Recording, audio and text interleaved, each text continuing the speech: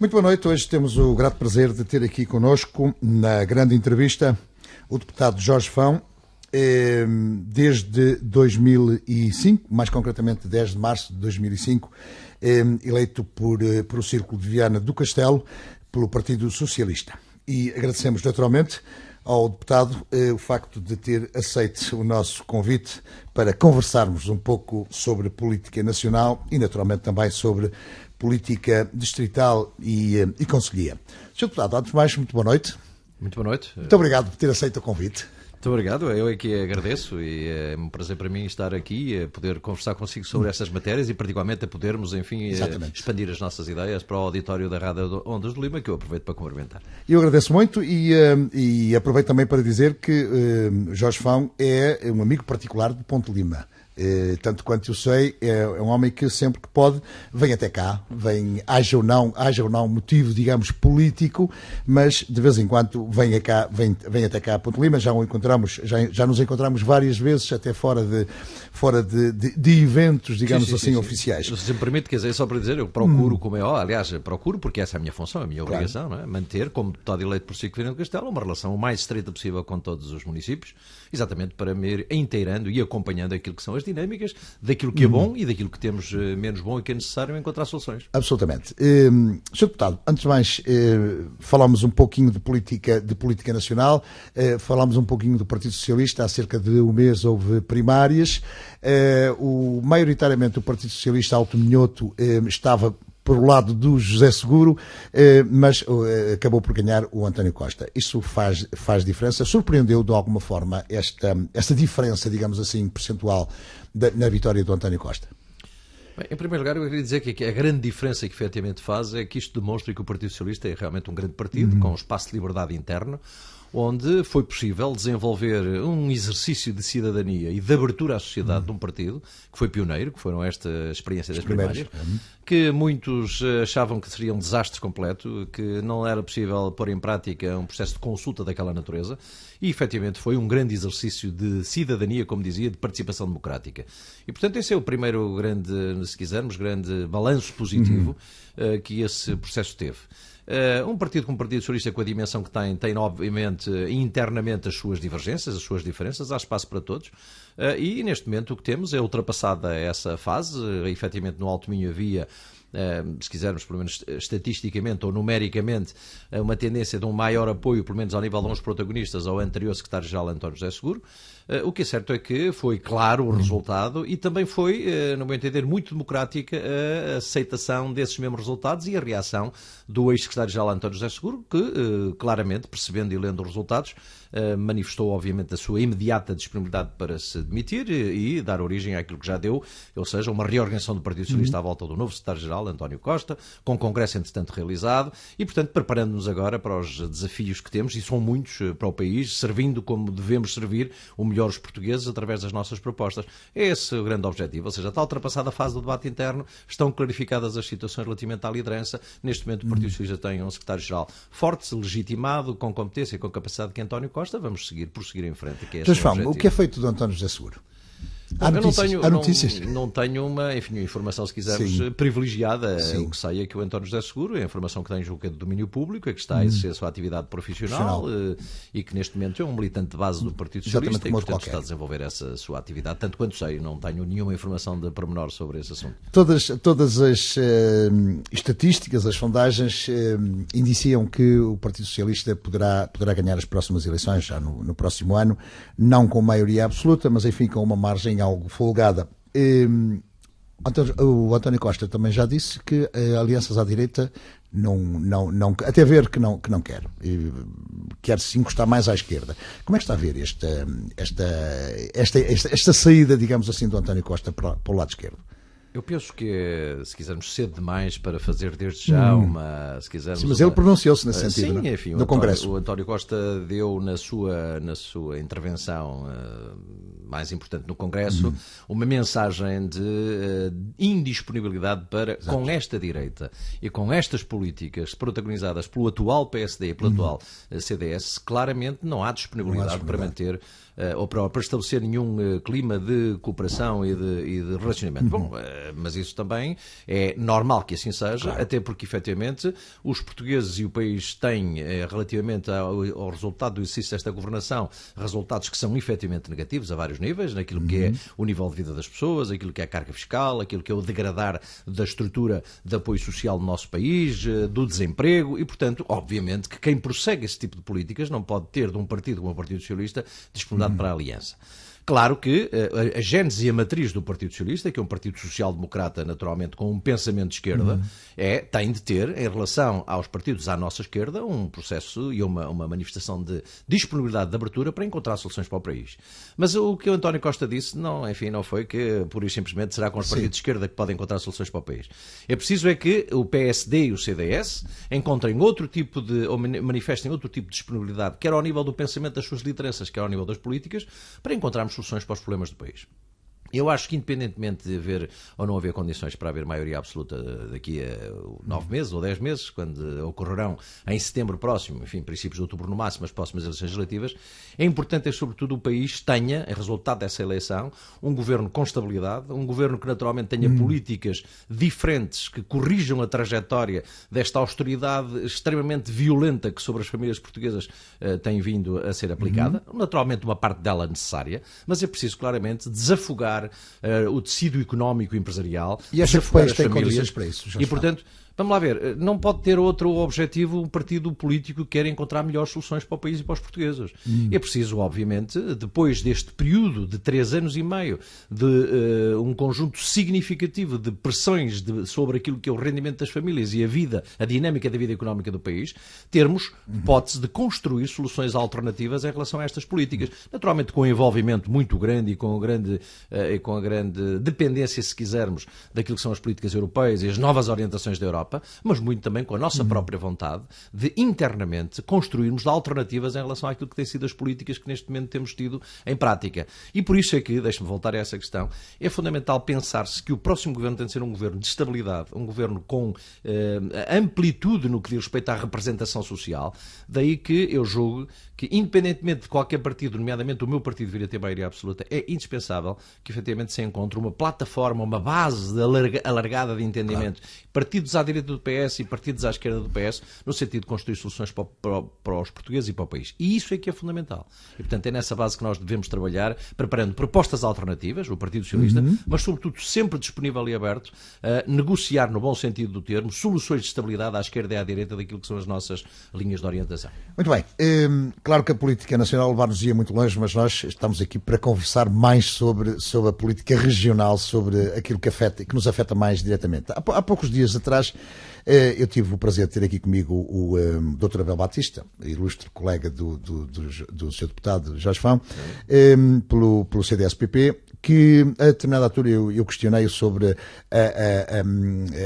a marginalidade, digamos assim, do Alto Minho em relação ao resto do país. Mais concretamente em relação à zona centro-sul do país. Dizia-me ele que isso que se verifica efetivamente porque não há liderança, não há um líder aqui no Alto Minho. Depois ele inclusive falou no Oliveira Silva, que foi secretário de Estado e foi governador civil de Viana do Castelo, se bem se recorda naturalmente, pelo Partido Socialista, e também em Daniel Campelo. Diz que foram os 2 últimos grandes líderes aqui da região. Que falta liderança. Qual é a sua opinião sobre isso?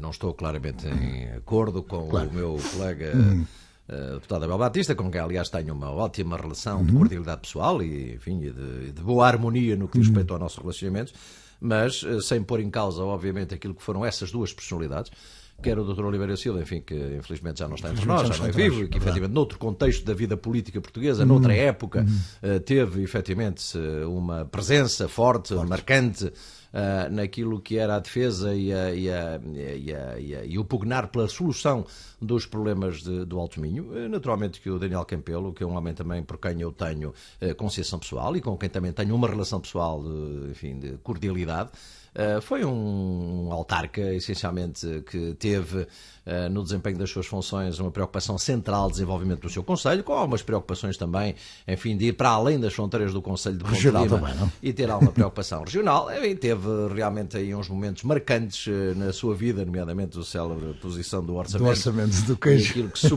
negociou nesse momento. Mas isso não lhe retira mérito nesse aspecto, mas sinceramente eu digo, acho que neste momento nós temos uma comunidade intermunicipal liderada por um homem, que é um homem empenhado, dedicado, que tem dado provas da sua capacidade, da sua competência, que é o Presidente da Câmara de Viana do Castelo e Presidente da CIM, o Engenheiro José Maria Costa, e portanto o que me parece é que nós não podemos de forma nenhuma estar nesse registro de dizer que só no passado é que tivemos lideranças. Nós no presente temos boas lideranças, nós temos naturalmente é de fazer valer aquilo que são as nossas potencialidades e, obviamente, ter uma disponibilidade constante para construir, quer com a Galiza, quer com os outros distritos que nos são contíguos, particularmente com Braga e com o Porto, sinergias, dinâmicas de defesa da região e, portanto, eu nesse aspecto acho que não é uma questão de falta de liderança, é uma questão sobretudo de projeto, é uma questão de aliança e de pensamento comum em relação aos grandes objetivos da região do Minho e do Norte e, portanto, nessa matéria não me parece que seja falta de liderança. Precisamos é de, sim, concertar grandes objetivos de desenvolvimento regional. Falamos, o Sr. Deputado falou na CIM e eu aproveito para lhe lembrar aqui um comunicado, enfim, uma nota da CIM, insurgindo-se contra o facto de este investimento que vai aparecer agora em 2015 das estradas de Portugal, aqui na nossa região, a este investimento faltarem duas coisas que entendo assim que são primordiais. Três coisas, antes pelo contrário, três coisas, que são a ligação dos acessos rodoviários do Porto de Mar de Viana do Castelo, importantíssimos para a região, a requalificação do acesso rodoviário da Estrada Nacional que liga a uma Paredes de Coura, que falta fazer, e também a requalificação da Estrada Nacional de Monção a Melgaço. Três itens que o CIM faz referência neste pedido, nesta tentativa de incluí-los neste investimento. Porquê? Porque há este desfazamento, Sr. Deputado?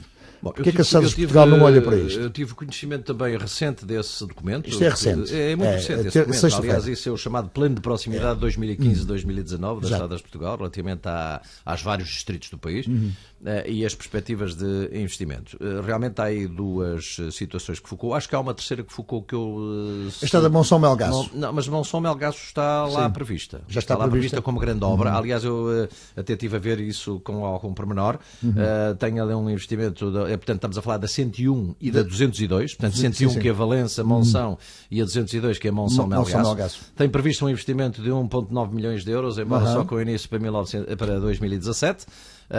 E, portanto, essa obra em concreto penso que está lá prevista. Realmente, não é claro, apesar de fazer lá a referência à requalificação de alguns troços na 313 e na 302, de acesso a Paredes de Coura, mas julgo que essas claramente não é a obra desejada, que é a melhoria de ligação entre o nó de São Pedro da Torre e Paredes de Coura. E, portanto, isso é uma matéria que tem claramente de ser agora dirimida e questionada, nomeadamente junto da própria Estradas de Portugal e, sobretudo, do Ministro da Economia, que tem a tutela, para perceber quais são as razões. Relativamente ao acesso rodoviário ao Porto de Viana do Castelo, esta matéria também esta questão deixa-nos preocupação, porque se porventura este acesso poderia não estar considerado no âmbito da rede rodoviária nacional, é preciso saber onde é que ele se encaixa em termos de financiamento. Se não é na rede rodoviária, se não é no plano de investimento das Estradas de Portugal, qual é o financiamento que efetivamente esta obra vai ter? Exatamente. Não é por acaso que eu ainda há cerca de 8 dias voltei a questionar o Ministro da Economia e o Secretário de Estado das Infraestruturas e Obras Públicas exatamente sobre este assunto, porque temos vindo a empurrar este projeto, embora com compromissos políticos sempre, aliás, assumidos até pessoalmente pelo próprio Estado de Estado em atividades partidárias do PSD em Viana do Castelo, e o que é certo é que sempre garantida que sim senhor, que a obra que avançará, o que é certo é que não se percebe e agora não se percebe onde vai ser encaixada e agora mais nos preocupa porque ela não aparece no plano de investimento de proximidade.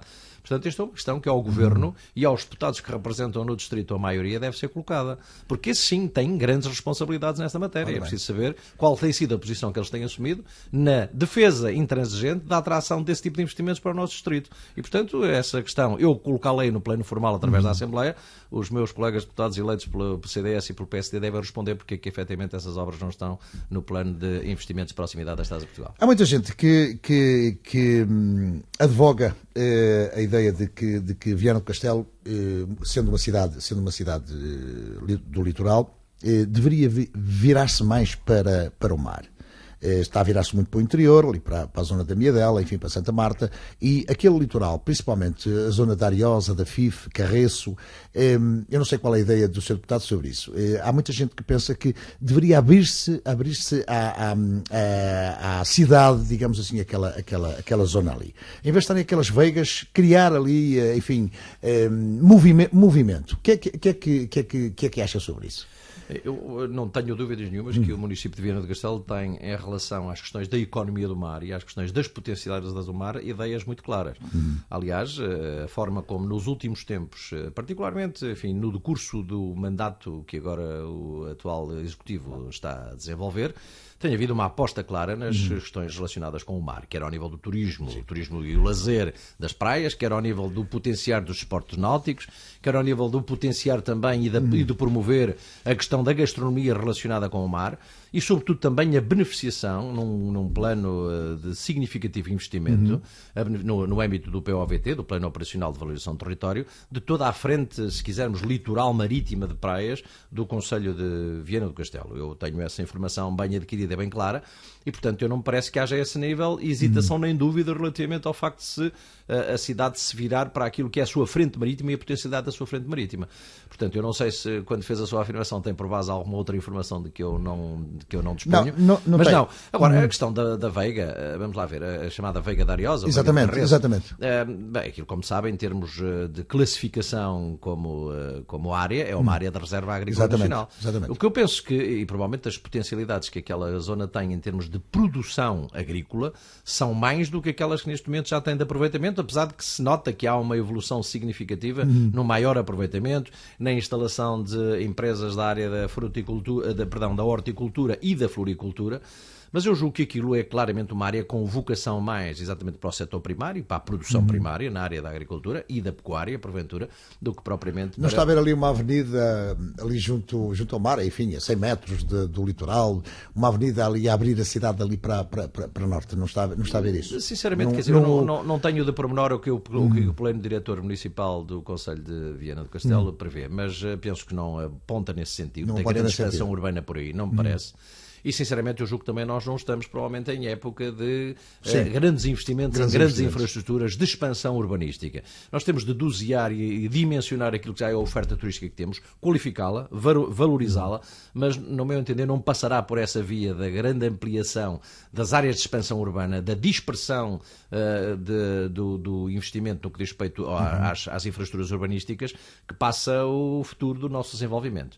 Eu acho que é necessário valorizarmos e potenciarmos aquilo que são já a riqueza, quer ambiental, quer ao nível do património construído e cultural que temos, e, portanto, não me parece minimamente, sinceramente, necessária essa expansão de abertura de grandes áreas de terreno para que é aquilo que dará origem, se pudessem ali instalar novas frentes de construção em termos residenciais ou hotéis, não sei se é nesse registro. Sim, por aí, sim. Penso que o planeamento da cidade e do Concelho não vai nesse sentido e também, sinceramente, não me parece que sejam essa, enfim, a grande aposta pela qual se deva evoluir no que diz respeito ao desenvolvimento do Concelho e do Distrito, no que diz respeito à sua frente ribeirinha. Volto-lhe a dizer, ribeirinha atlântica, não é?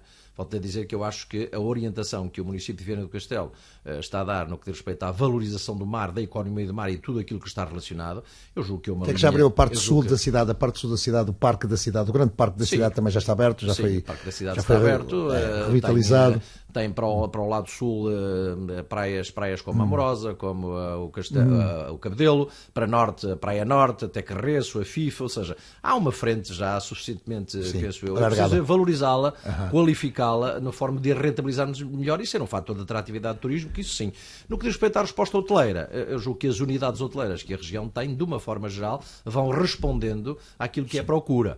Até porque, normalmente, os investidores fazem esta avaliação do custo-benefício e das necessidades que há de maior resposta. E, portanto, apesar de ir havendo algumas iniciativas aqui e acolá de novos investimentos turísticos, são sempre bem-vindos, é preciso dosiá-los e dimensioná-los àquilo que é a nossa capacidade de atração de turistas. Nós temos de nos agarrar a turistas a Portugal. Por exemplo, eu deixo-lhe aqui uma nota, acho que é fundamental que nós não percamos de vista uma relação direta com o terminal de cruzeiros de Leixões, de Matosinhos, porque essa será uma porta de entrada de um fluxo turístico significativo que é preciso agarrar, para além naturalmente do próprio aeroporto e das relações com a Galiza. Portanto, nós temos de agarrar efetivamente a proveniência dos turistas, qualificar o nosso território e progressivamente em função da procura ir investindo na resposta em termos hoteleiros e em termos de outro tipo de... E criar estruturas também, porque as estruturas existentes não são de volta a chamar, claro. Principalmente esta linha de Southampton, aqui no sul de Inglaterra, para aqui, podia vir diretamente, vai para Vigo, mas podia vir diretamente para Viana. Por isso é que aliás, já se tentou isso aqui há uma dezena de anos. Isso. Viana do Castelo, enfim, distrito, toda esta nossa região. Toda a gente beneficiava, não é?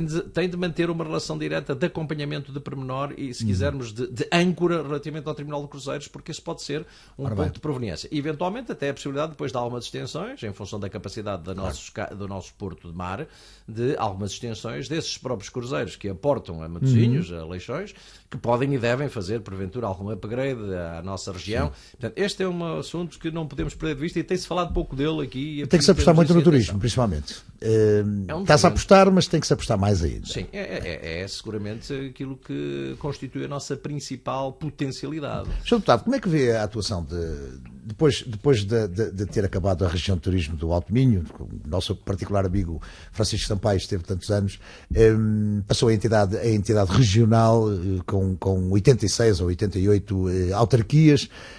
Como é que está a ver a atuação de Marcelo Moreira, do presidente da entidade? Eu não queria personalizar isso. Sim, mas é o presidente. Sim, é o presidente, claro. É o responsável. Eu acho que, sinceramente, era momento e bom momento de fazer uma avaliação no sentido de pôr aqui o deve e haver deste processo da concentração na entidade regional de turismo de tantos municípios, de uma área territorial tão grande, de uma diversidade de oferta em termos turísticos, porque naturalmente também tem identidades culturais distintas nas várias regiões. Claro. Eu acho que era um bom momento para fazer, como dizia, o balanço dos resultados deste processo.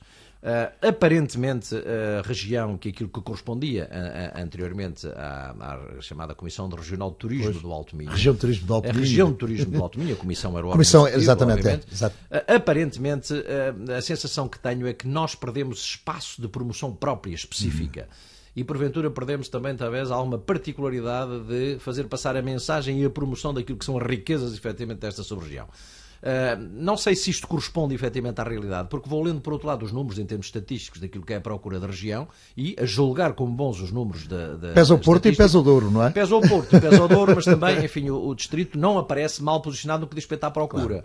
Mas isso não nos deve satisfazer, antes pelo contrário, porque nós não é para manter scores ou prestações do passado que estamos cá, é para melhorar essa atratividade. E, portanto, eu não tenho elementos que me permitam dizer que esta solução é uma má solução. Tenho algumas dúvidas se esta solução serve melhor a região do Alto Minho. Isso tenho algumas dúvidas. É preciso articular este trabalho muito entre a entidade regional e a Comissão, e a Comunidade Intermunicipal, porque acho que os municípios, mas particularmente os municípios no seu conjunto do Alto Minho, devem ter um papel mais importante, mais ativo e mais interventivo na atividade promocional da região em concreto. E, portanto, a sensação que tenho é que poderá haver alguns déficits e ter perdido alguns passos de, se quisermos, especificidade e identidade daquilo que são as nossas riquezas. Portanto, estou a falar das nossas, a região do Alto Minho. E esse exercício acho que era muito oportuno que fosse feito em conjunto com a entidade regional, com o Governo e com a Comunidade Intermunicipal, porque acho que há espaços de melhoria que poderão ser seguramente explorados e que poderão vir de encontro àquilo que são os nossos interesses específicos desta região, que é exatamente uma promoção mais direta, mais específica daquilo que são as nossas potencialidades. O senhor foi um dos deputados que esteve na frente da batalha, entre comas, naturalmente, dos estaleiros navais de Viana do Castelo. Há pouco tempo pronunciou-se, inclusive, sobre a dilapidação do património que tem estado a verificar. Como é que está essa situação, Sr. Deputado? Eu continuo convicto que aquilo que aconteceu aos estaleiros navais foi uma péssima solução e foi realmente uma decisão deste Governo, essencialmente pautada por questões ideológicas e por um objetivo claro de se ver livre dos estaleiros navais de Viana do Castelo. Nós sabemos que era uma organização, mas era na altura, naturalmente com um conjunto de fragilidades, com necessidade de melhoria e de modernização no seu modelo de funcionamento a vários níveis, da sua estrutura de administração, do número de trabalhadores, mas decididamente a forma como este processo ao longo de 3 anos e meio foi conduzido por este governo foi completamente desastroso, porque claramente o governo em julho, quando tomou posse, trazia em julho de 2011, trazia na sua mente libertar-se dos estaleiros navais e deixar de manter aquela empresa em atividade. E, portanto, esta primeira crítica... A verdade é que estava com um déficit grande, não é? Bom, mas quais não são as empresas públicas? Tinha que se apostar. Estamos a falar de uma empresa, que era uma empresa pública, que era o único estaleiro naval nacional, num país e num Estado que naturalmente tem de apostar no mar, porque tem no mar um dos seus principais potenciais de desenvolvimento e de crescimento. Este estaleiro naval devia ter sido tratado exatamente como uma oportunidade e não como um peso ou como um fardo. Claro. E por isso pressupunha, obviamente, ter coragem política para reformular e refundar toda a estrutura organizativa dos estaleiros navais de Canas de Castelo, mas mantê-lo com uma intervenção pública significativa e, sobretudo, como estaleiro de construção naval. Porque isso era uma marca distintiva para a região, mas, sobretudo, uma oportunidade para o país. E a forma como isto foi feito, praticamente desativando durante ao longo de 3 anos o funcionamento daquela empresa para depois justificar a inevitabilidade da sua cedência, se quisermos, a um grupo privado, claramente me pareceu uma situação que não foi bem conduzida. Tem informação qual a situação atual dos estaleiros? Não tenho muita informação. A informação que tenho é que aquilo que eram as previsões de contratação de pessoal no caderno de encargos que foi apresentado por esta empresa a quem veio a ser adjudicada a concessão não está a ser cumprido, porque previam cerca de 150, inclusive podemos chegar a 400 trabalhadores no primeiro ano de atividade. Ora bem, não tenho informação de pormenor, mas o que andará com à volta de 60 trabalhadores, 70, não sei se neste momento. Tem a informação de que disponha que também tenha havido algumas solicitações de reparação, mas tanto quanto sei, ao nível da construção de raiz, daquilo que era efetivamente o potencial e a capacidade daqueles estaleiros, não me parece que haja sinais nesse sentido. Eu não tenho rigorosamente nada contra a iniciativa privada, antes pelo contrário, mas julgo que claramente a iniciativa privada não está muito vocacionada para sustentar um estaleiro com aquela característica e com aquela dimensão. E, portanto, eu estou convencido que a região, naturalmente, ficou nessa matéria mais pobre, mas, particularmente, o país ficou desprovido de uma capacidade instalada de construção naval que, no meu entender, para a afirmação de Portugal no mar, era fundamental. E, portanto, eu volto a dizer-lhe que julgo ainda hoje, e estou convicto de que, efetivamente, o caminho não devia ter sido este. Havia condições para manter os estaleiros navais, numa filosofia diferente e mais moderna na sua gestão, mas com uma empresa com uma intervenção de capital público. Aliás, foi esse o modelo que o Partido Socialista defendia, que era uma privatização parcial, a atração de investimento privado, sim, e de parcerias técnicas, mas manter o país com uma relação direta com os estaleiros e a região com uma presença forte nos estaleiros navais de Viana do Castelo. Depois de Valença Toi, depois de Caminha Laguardia, aparece agora Caminha Laguardia ou Cerveira Laguardia, aparece agora Caminha Laguardia, aparece agora mais uma nova eurocidade, Monção, Salvaterra. Estamos a falar de Eurocidades, não, só há Valença Tui. Mas há boas relações de fronteira entre Caminha e a Guarda, mas agora sim o projeto de Monção Salvaterra. Como é que vê esta relação, Galiza? Que tem que ser privilegiada, claro. Sim, sem dúvida. Vejo naturalmente como um caminho que tem de ser seguido, ou seja, este potenciar das relações transfronteiriças desta grande euro-região, que já tem institucionalmente a sua Constituição devidamente conhecida, mas o potenciar desta proximidade da articulação dos objetivos do trabalho conjunto no que diz respeito às zonas de fronteira, quer ao nível da resposta aos serviços públicos, quer ao nível do planeamento dos investimentos, quer ao nível da mobilidade das pessoas e mercadorias, é fundamental. E, portanto, parece-me que tudo aquilo que seja feito, e nomeadamente este novo projeto de uma nova eurocidade Salvaterra-Monção, é mais um exemplo de que há aqui um caminhar de aproximação cada vez maior entre as margens e, particularmente, aí uma consciência de que, efetivamente, só em conjunto é que podemos enfrentar estes grandes problemas, estes grandes desafios que a crise nos coloca a todos e que são comuns, quer ao lado de cá, quer ao lado de lá. E, portanto, acho que potenciar relações com a Galiza são sempre investimentos, não são decididamente perdas nem de tempo, nem de relação com a outra margem. Acho isso fundamental. Muito embora as portagens nas autoestradas. Bom, isso é um problema que tem que ser resolvido, não é? Sim, como sabe, isso fundamentalmente depende ou agravou-se com a situação mas isso criou clivagens e financeira do país. Sim, um pouco mais interiorizadas este modelo que facilita o processo, porque uma das questões fundamentais que sempre aqui foi colocada como grande problema em relação às portagens era mais o sistema, a forma como cobrado, que propriamente a cobrança em si. A cobrança também, óbvio, o valor sim. Claro. Mas repare, quer dizer, o senhor sabe também, e todo eu, quer dizer, nós passamos quando saímos de Vigo e entramos na estrada na direção a Pontevedra, pagamos portagens. Exatamente. E, portanto, agora, o modelo, a forma da cobrança é que criou aí muitas entropias, muito ruído e até uma certa hostilidade e conflitualidade. Acho que agora as coisas estão bastante melhor no que diz respeito ao sistema e o desejável seria que a situação económica do país permitisse, não é só para aqueles que nos visitam e aqueles que fazem atividade empresarial cá, os galegos, era sobretudo também e para os residentes, não é? Mas isso seria um indicador de que o país tinha evoluído no que diz respeito à sua situação económica. Infelizmente, isso penso que ainda não é possível, mas desejavelmente pelo menos mantermos o estado das coisas que temos atualmente, ou seja, não evoluir para mais portagens. Essa é que era a questão que me parece fundamental. Não é? Está satisfeito com a gestão do Miguel Alves no Conselho de Caminha?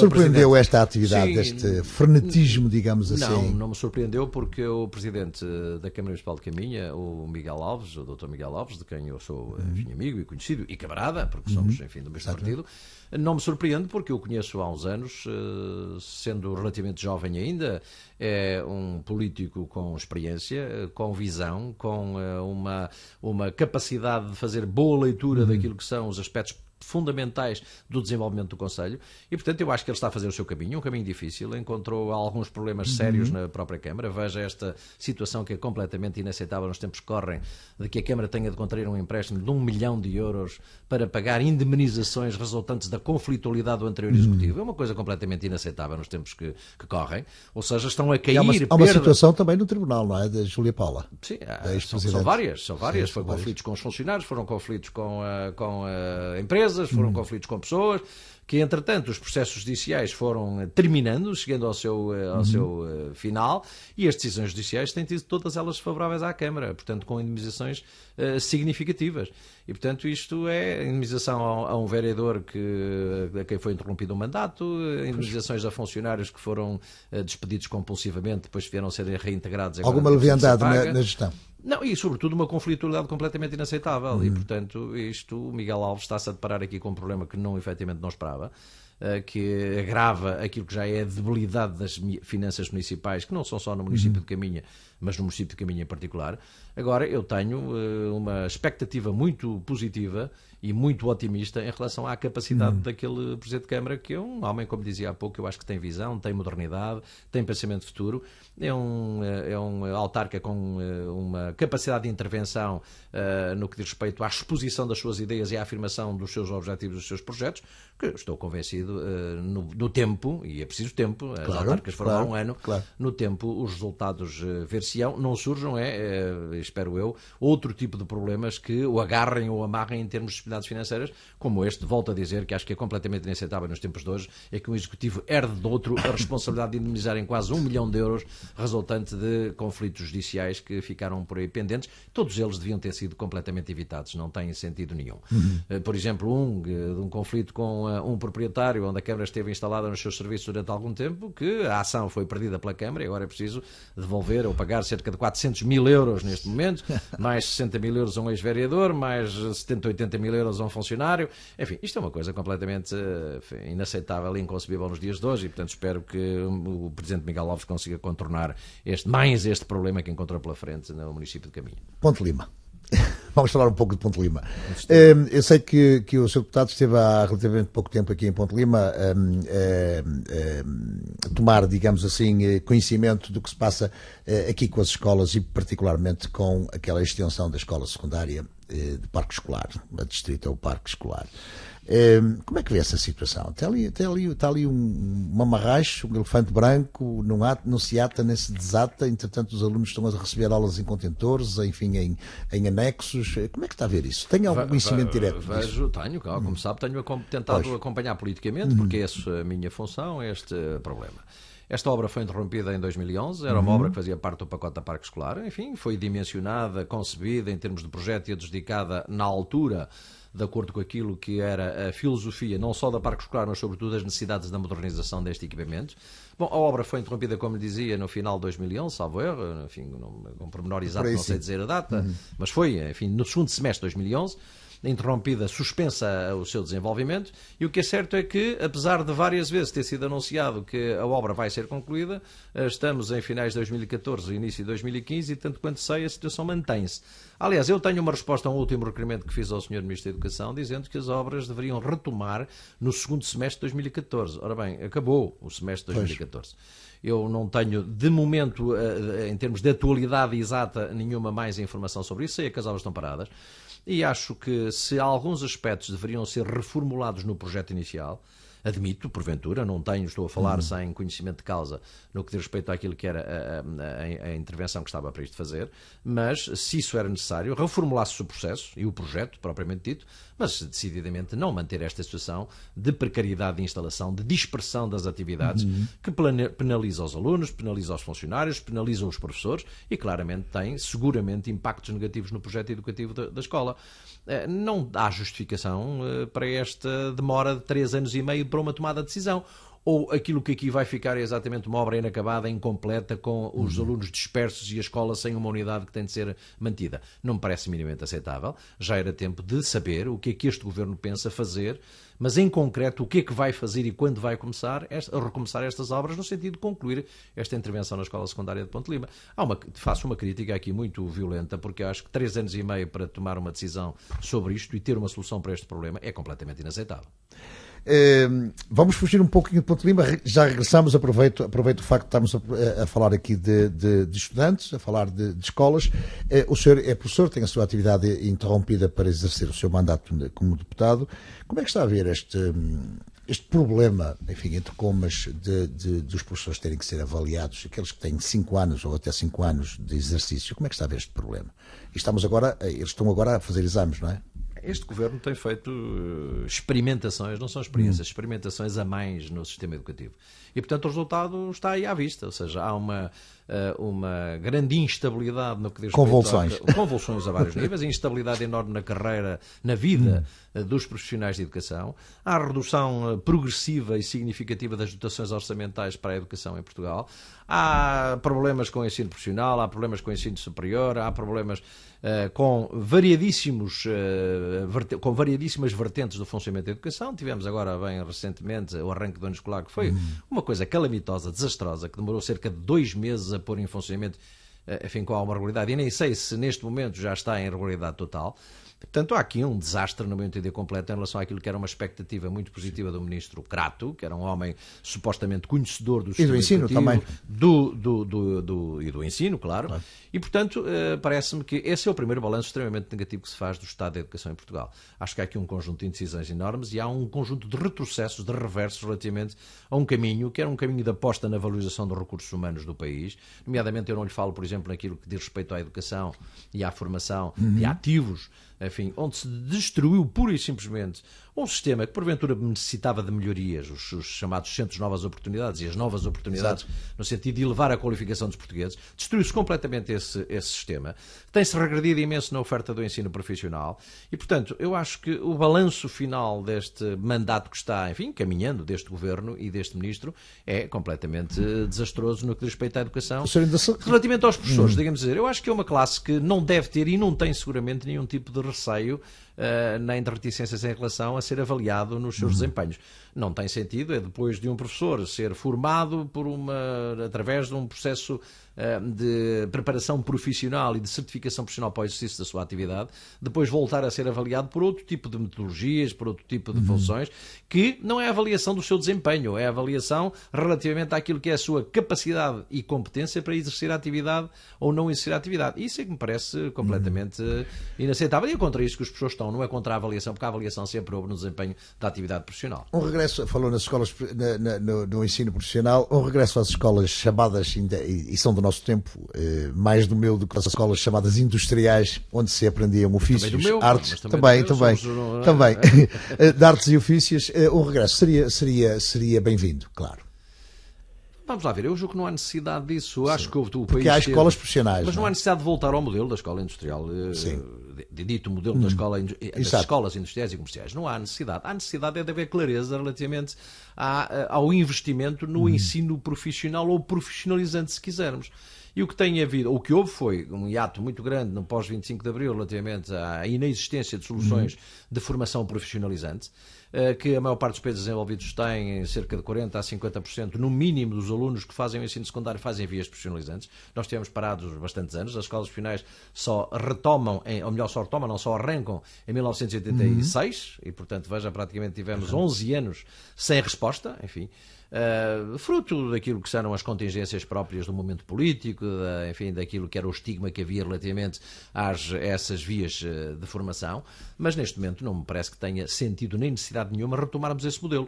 Temos de ser claros à aposta em relação às soluções que já temos hoje e sobretudo, não perder a experiência instalada que é muito grande do ensino profissional em Portugal, neste percurso de 25 anos já que tem de exercício, de atividade, de bons resultados, de sucesso na formação e, sobretudo, termos um sistema de orientação vocacional no nosso sistema educativo que distribua corretamente os alunos entre as vias chamadas de ensino geral ou de caráter geral e as vias profissionalizantes e depois se responda com um apoio a uma rede de oferta de ensino profissional que seja equilibrada no que diz respeito ao território e, sobretudo, diversificada no que diz respeito às vias de formação, tendo sempre subjacente as necessidades do mercado, as preocupações dos empresários relativamente à formação. E isto, portanto, não significa, nem decididamente aponta no sentido de voltarmos para trás, de regredirmos, não. É de aproveitarmos a experiência que temos e consolidarmos a resposta que temos de ensino profissionalizante. Voltando a Ponte Lima, e para terminarmos esta nossa conversa, sem querer pedir-lhe que se meta ou que se imiscua, digamos assim, na gestão da Câmara do município de Ponte Lima, tem com certeza uma opinião formada, tem com certeza conhecimento das últimas convulsões também, entre comas, que se tem verificado aqui em Ponte Lima, isto a propósito do Executivo querer fazer um novo edifício, projetar um novo edifício dos Passos do Concelho. Qual é a sua opinião sobre isso, Sr. Deputado? Pois, eu tenho, enfim, aliás, indispensavelmente, qualquer cidadão minimamente atento tinha de ter acompanhado, e eu acompanho também se quisermos, este debate local e esta controvérsia, que obviamente é disso que se trata, de controvérsia e de pontos de vista diferentes, relativamente a esta intenção da Câmara de construir um novo edifício, se quisermos vulgarmente designado Passos Concelho. Ela é apresentada, enfim, com outra designação. Exato. E seguramente terá subjacente um pensamento em termos de funcionalidades e de respostas também, mas é efetivamente um novo edifício de Passos Concelho. Sei que a Assembleia Municipal, enfim, teve uma discussão e um debate grande no passado sábado e, sinceramente, o que eu, como pode imaginar, eu não vou, em pormenor, enfim, sobre o assunto, ter aqui, muito menos através destes microfones, uma opinião, ou melhor, emitir uma opinião sobre o assunto, até porque não tenho os dados todos de um lado e do outro, ou seja, dos promotores que são o atual Executivo e a Câmara, e por parte dos cidadãos que manifestam discordância em relação a este projeto, não tenho os elementos todos que me permitam ter uma opinião suficientemente consolidada sobre isto. Acho que é um tema eminentemente local no sentido de concelhio. Acho que o investimento que está apontado como sendo aquilo que é necessário fazer, da ordem de 6 milhões e meio, neste momento, no contexto atual, naquilo que são as realidades do futuro de curto prazo, de dificuldades financeiras que vão continuar a ter os municípios. Sendo este município e esta Câmara Municipal referenciada sempre como uma referência de boa gestão, com boa capacidade de retaguarda, enfim, financeira para enfrentar os problemas da crise atual, eu acho que este assunto tem de ser muito bem pesado e ponderado. E estranho, por exemplo, ver atores locais como, sei lá, o Presidente da Associação Empresarial, o próprio Presidente da Assembleia Municipal, variadíssimos grupos de cidadãos a manifestarem a sua discordância em relação a esta decisão do Executivo de construir um novo edifício. Eu julgo que é bom e necessário ponderar para que um município que é apontado como um exemplo de boa gestão e de desafogo financeiro não se transforme, porventura, na sequência de uma despesa desta natureza, num município com problemas de sustentabilidade financeira.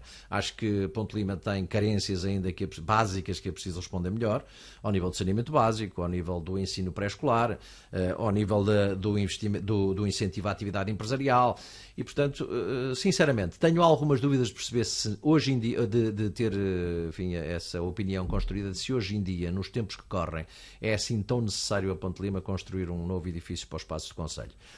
Mas, obviamente, como pode imaginar, eu acho que esse é um tema que deve ser muito e bem discutido localmente, deve ser tido em atenção a opinião da maioria da população, não sei por que vias, não só através dos seus representantes juntas de freguesia, mas porventura talvez numa consulta mais alargada, porque é efetivamente uma decisão histórica, quer ao nível daquilo que está em causa, quer ao nível do investimento que isso significa.